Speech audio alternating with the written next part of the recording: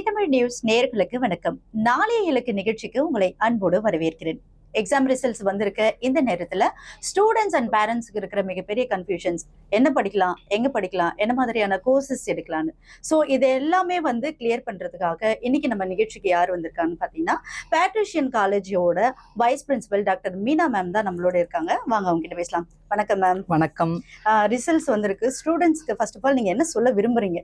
Results வந்த உடனே அது நல்ல ரிசல்ட்டாக இருந்தாலும் ஆவரேஜ் ரிசல்ட்டாக இருந்தாலும் கவலைப்பட வேண்டிய அவசியமே இல்லை. மார்க்ஸ் ஒருத்தரோட லைஃப்பை டிசைட் பண்ணவே பண்ணாது. அவனோட ஸ்கில் தான் டிசைட் பண்ணும். நீங்கள் ரொம்ப கம்மியாக மார்க் எடுத்துட்டீங்க, அதனால ரொம்ப டிப்ரெஸ் ஆகாதீங்க, அப்செட் ஆகாதீங்க. உங்களுக்குன்னு ஒரு கல்லூரியில் ஒரு பெட்டிஷன் கல்லூரி மாதிரி வச்சுக்கோங்களேன். அங்கே ஒரு நிறைய ஸ்டாஃப் என்ன மாதிரி இருப்பாங்க, எங்களுடைய ஸ்டாஃப் எல்லாம் இருப்பாங்க. ஸோ உங்களை டேப் பண்ணி அழகாக என்ன லைன் கொண்டு போனோம் சக்சீட் ஆவீங்கன்றது இந்த ஆசிரியர்கள் கரெக்டாகவே பண்ணுவாங்க. Okay ma'am. ஒரு பயங்கரமான ஒரு பாசிட்டிவான வெல்கமாகவே இருக்கு. ரீசன்ட் டேஸாக இல்லை ரீசன்ட் பாஸ்ட் இயர்ஸாக காலகாலமாகவே எடுக்கிற அது மாதிரியான கோர்சஸ்லாம் பின்னுக்கு தள்ளி விஷுவல் கம்யூனிகேஷன்ஸ்க்கு ஸ்டூடெண்ட்ஸ் மத்தியில் ஒரு நல்ல வரவேற்பு இருக்கிறத பார்க்க முடியுது. ஸோ அதை பற்றி நீங்கள் என்ன நினைக்கிறீங்க? விஷுவல் கம்யூனிகேஷன் என்னன்னா, அது அந்த அந்த ப்ரோக்ராம் அவங்க படித்தாங்கன்னா வச்சுக்கோங்களேன், ஃபிலிம் மேக்கிங் பண்ணலாம், கண்டென்ட் ரைட் பண்ணிக்கலாம், எடிட் பண்ணலாம். ஓகேங்களா? இப்போ பார்த்தீங்கன்னா எல்லாமே சோஷியல் மீடியா தான் ஆகிப்போச்சு. ஒரு இன்ஸ்டாகிராம் எடுத்துக்கோங்க, ஃபேஸ்புக் எடுத்துக்கோங்க. ஸோ எல்லாமே ஈவன் ஒரு கொஞ்சமாக அந்த விஷுவல் கம்யூனிகேஷன் படிக்காதவங்க கூட ரீல்ஸ் எப்படி பண்ணுறது, அதை இன்னும் நான் எப்படி எக்யூப் பண்ணுறது, அனிமேஷன் படிச்சுட்டு மல்டிமீடியா படிச்சுட்டு. ஸோ எங்கள் கல்லூரியில் பார்த்தீங்கன்னா பெட்ரிஷியன் காலேஜில் விஷுவல் கம்யூனிகேஷன் தனி ஃப்ளோரே நாங்கள் ஒதுக்கி இருக்கோம். ஆமாம், அது ஒரு ப்ரிவியூ தியேட்டரோட இருக்கு, அண்ட் தென் எடிட்யூட் இருக்கு, கிரீன் மேட் ஸ்டுடியோ இருக்கு, ரெக்கார்டிங் ஸ்டுடியோ இருக்கு, எல்லாமே இருக்கு. ஸோ ஒரு விஷுவல் கம்யூனிகேஷன் படிக்கிறவங்க they can produce a film, they can do the kind of consultancy also. Consultancy நானே கன்சல்டன்சி ஆரம்பிக்கலாம் விஷுவல் கம்யூனிகேஷன் பண்ணா.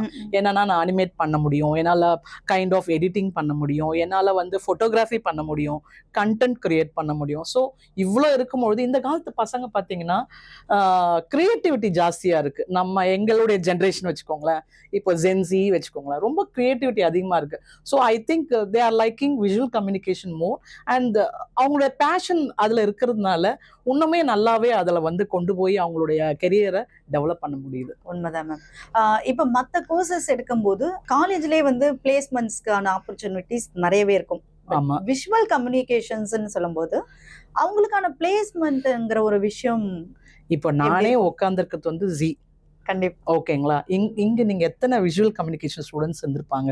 ஸோ எடிட் பண்ணுறதுலேருந்து, அனிமேட் பண்ணுறதுலேருந்து, அண்ட் தென் ஃபோட்டோகிராஃபி எல்லாத்துக்குமே நம்மளுக்கு ஒரு மீடியா ரன் பண்ணுறோன்னு வச்சுக்கோங்களேன். And moreover not only media, இப்போது ஆர்கனைசேஷன்ஸே கார்பரேட்ஸே எடுத்துக்கோங்களேன். எனக்கு ஒரு வெப்சைட் க்ரியேட் பண்ண வேண்டியது இருக்குது, and then I need to do the digital marketing.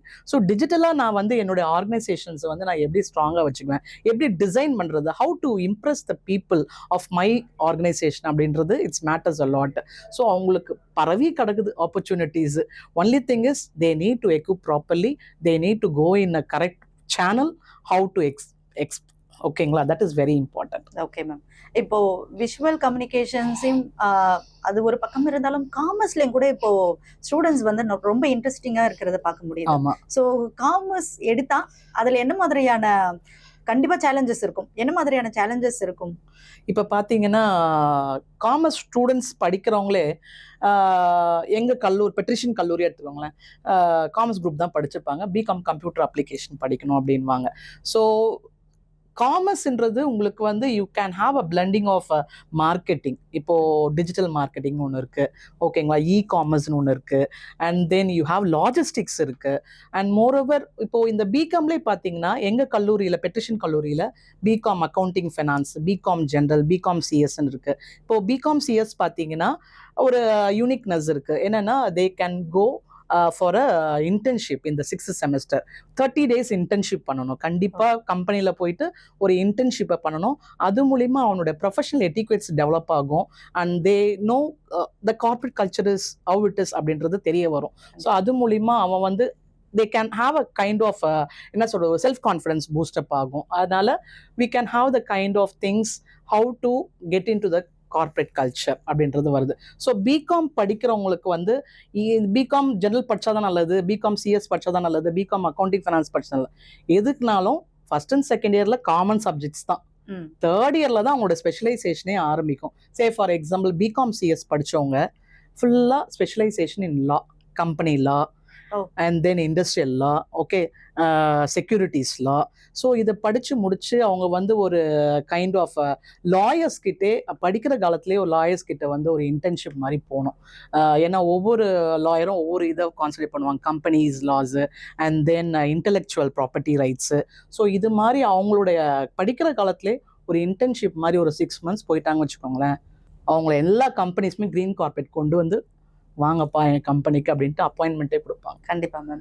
இப்போ 12th வரைக்கும் ஸ்டூடெண்ட்ஸோடைய மென்டாலிட்டி மேக்ஸிமம் வந்து ஒரு புக் வார்மா தாமே இருப்பாங்க. ஆமா. ஸோ காலேஜ் என்டர் ஆகுறதும் போது அது டோட்டலா அது வேற ஒரு வாழ்க்கை, அது ஒரு உலகம்னே சொல்லலாம். ஆமாங்க, யூனிஃபார்ம்ல இருந்து கலர் ட்ரெஸ்க்கு மாறுறோம் நாங்க. அதுவே பெரிய மாற்றம் தான் மேம். இப்போ அப்படி இருக்கும்போது ஸ்டூடெண்ட்ஸ் ஸ்டடீஸ்லேயே மேக்ஸிமம் கான்சென்ட்ரேட் பண்ணிட்டு இப்போ எக்ஸ்ட்ரா கரிக்குலர் ஆக்டிவிட்டீஸ்ங்கிறது ரொம்பவே முக்கியமான ஒரு விஷயம். எக்ஸ்ட்ரா கரிக்குலர் ஆக்டிவிட்டீஸையும் தாண்டி ஸ்கில்ஸ் டெவலப்மெண்ட் வந்து ரொம்பவே முக்கியம். இப்போ ஒரு கம்பெனிஸ்க்கே வந்துட்டு இன்டர்வியூ போறாங்க, ஒரு சேனலுக்கே இன்டர்வியூ போறாங்கன்னும் போது அது தமிழா இருக்கலாம், இல்லை இங்கிலீஷா இருக்கலாம், ஆனால் அது ஒரு ப்ராப்பர் கம்யூனிகேஷன்ஸுங்கிறது ரொம்பவே முக்கியம். ஸோ இப்போ இருக்கிற ஸ்டூடெண்ட்ஸ் மத்தியில் அது மாதிரியான கம்யூனிகேஷன் ஸ்கில்ஸ் அவங்க எப்படி டெவலப் பண்ணிக்கலாம், க்ரோ பண்ணிக்கலாம், பில்ட் பண்ணிக்கலாம்? ஃபர்ஸ்ட் வந்து ஒன்ஸ் நீங்கள் வந்து ஸ்கூல்லேருந்து வந்த பிறகு காலேஜ் சேர்ந்துட்டீங்க, college is giving a wide range of opportunities. நீ ஸ்போர்ட்ஸில் பெஸ்ட்டாக இருக்க, என்ன ஸ்போர்ட்ஸில் பெஸ்ட்டாக இருக்க, so they will join in the team. அங்கே ஒரு டீம் ஒர்க்கு, ஒரு டீம் லீடர் ஸ்கில்லு டெவலப் ஆகுது. How to organise the things, how to get the things done அப்படின்றது டெவலப் ஆகுது. ஸ்போர்ட்ஸ் மட்டும்தான் இல்லை மேம், எனக்கு கல்ச்சரல்ஸ் நல்லா வரும், எனக்கு வந்து டான்ஸ் வரும், எனக்கு வந்து கைண்ட் ஆஃப் மியூசிக்கல் இன்ஸ்ட்ருமெண்ட்ஸ் இருக்குது.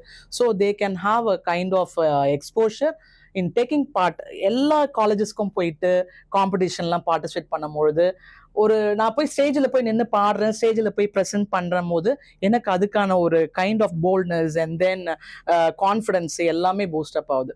ஸோ அது ஆட்டோமேட்டிக்காக ஒருத்தருடைய செல்ஃப் கான்ஃபிடென்ஸை கண்டிப்பாக பூஸ்ட் பண்ணோம். அப்பார்ட் ஃப்ரம் திஸ், ஒரு பேப்பர் ப்ரெசன்டேஷனுக்கு போகிறேன், இன்டர்நேஷ்னல் கான்ஃபரன்ஸ்க்கு போகிறேன், இந்த செமினாரில் நான் ப்ரெசென்ட் பண்ணுறேன்னும் போது இந்த ப்ரெசன்டேஷன் ஸ்கில்ஸு, இப்போ நான் ஒரு கம்பெனிக்கு வந்து ஐ am going to present the datas, I am going to present my strategy for this situation போது திஸ் வில் எக்யூப் தெம்.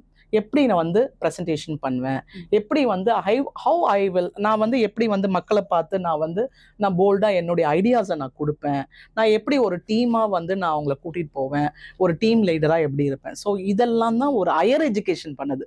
ஸ்கூல்லேருந்து ஹையர் எஜுகேஷனுக்கு வராங்க. So higher education is a place where you can excel your extracurricular activities. But எப்பவுமே நீங்கள் வந்து introvert மாதிரி பெஞ்சிலே உட்காந்துட்டு இருந்தீங்கன்னா அதெல்லாம் நடக்காது. ஓகே. இப்போ இந்த விஷயங்கள்லாம் பண்ணணும் போது இப்போ எக்ஸ்ட்ரா கரிக்குலர் ஆக்டிவிட்டிஸ் வச்சுட்டுமே நம்ம ஒன்றும் பண்ண முடியாது. ஆப்வியஸ்லி டிகிரின்னு ஒன்று வேணும். ஸோ அந்த பேலன்ஸுங்கிறது ரொம்பவே முக்கியம். ஸோ ஸ்டூடெண்ட்ஸ் அதுக்கு எப்படி அவங்கள வந்து செல்ஃபாக டெவலப் பண்ணிக்கணும்? இப்போ பார்த்தீங்கன்னா எங்கள் பெட்ரிஷன் காலேஜில் இந்த ஸ்போர்ட்ஸ் கோட்டாக்குனே வந்து நாங்கள் வந்து ஒரு ட்ரையல்ஸ் வச்சு பசங்களுக்கு வந்து based on their achievements, based on their performance in trials, we are giving concession in paying the fees, even full fees free. Nationals லெவலில் விளையாடிட்டு இருந்தாங்கன்னா ஃபுல் ஃபீஸ் ஃப்ரீயே கொடுக்குறாங்க. ஓகேங்களா? ஸோ அது மூலிமா அவங்க வந்து அவங்களுடைய கைண்ட் ஆஃப் பேஷனை வந்து டெவலப் பண்ணிக்கிட்டு சைமல்டேனியஸாக for example I am also volleyball player when I was studying in college. ஓகேங்களா? நான் வந்து கிளாஸ் அவ்வளோ அட்டன் பண்ணவே முடியாது, ஸ்போர்ட்ஸ் போயிட்டே இருப்போம். But what I use to do, அப்போ இருக்க காலகட்டத்தில் லைப்ரரியில் போய் உட்காந்துருவோம், செல்ஃப் ஸ்டடி பண்ணுவோம், ப்ளஸ் ஃப்ரெண்ட்ஸு கிட்ட நோட்ஸ் வாங்கி அண்ட் தென் ஏன்னா டவுட்ஸ் இருந்தால் ப்ரொஃபஸர்ஸ் கிட்ட கேட்டுட்டு அண்ட் தென் அப்போல்லாம் நம்மளுக்கு வந்து இவ்வளோ ஆன்லைன் பிளாட்ஃபார்ம்ஸே கிடையாது. இப்போ நிறைய ஆன்லைன் பிளாட்ஃபார்ம்ஸ் இருக்குது, யூடியூப்ஸ் இருக்குது. ஓகேங்களா?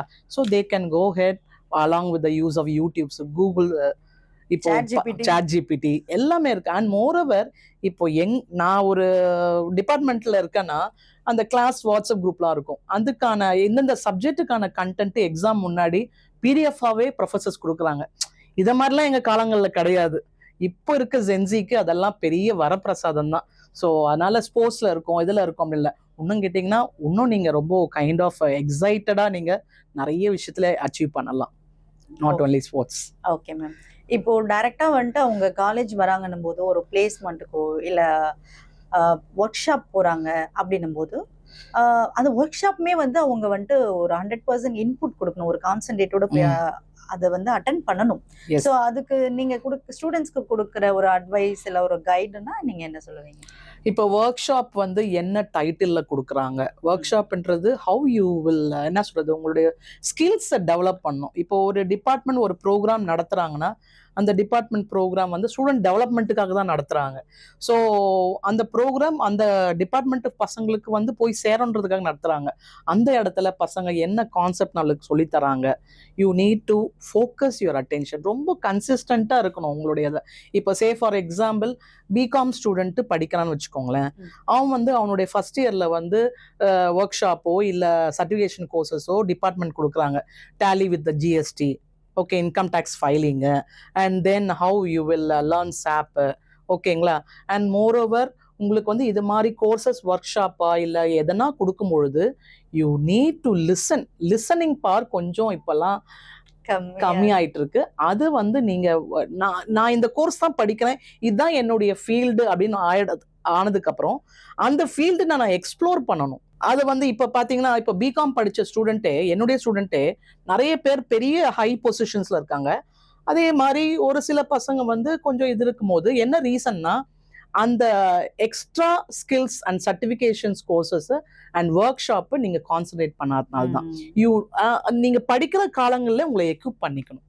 இந்த பிகாம் படிச்சதுக்கு நான் என்ன பண்ணணும், என்ன அடிஷனல் உடாமி இருக்கு, கூகுள் சர்டிஃபிகேஷன்ஸ், கோர்சரா இருக்கு, ஸோ இது என்பிடிஎல் கோர்சஸ் இருக்கு. ஸோ இது மாதிரி கோர்சஸ்ல சர்டிஃபிகேஷன் நீ படிச்சு முடிச்சுட்டு வரும்போதே ஒரு 6 சர்டிஃபிகேஷனை முடிச்சிடணும். இது மாதிரி பிரைம் இன்ஸ்டியூட்ல. ஓ, சைமல்டேனியஸா நீங்க பேரலலா என்ன சொல்றீங்க, காலேஜ்ல படிச்சுட்டு இந்த கோர்சஸ்லாம் பண்ணணும். அது பாசிபிளா மேம்? ஸ்டூடண்ட்ஸ் வந்து our students our petition for students are extra burden ஆயிடுது. கண்டிப்பா நம்ம கொடுக்குறோம், நாங்க கொடுக்குறோம்.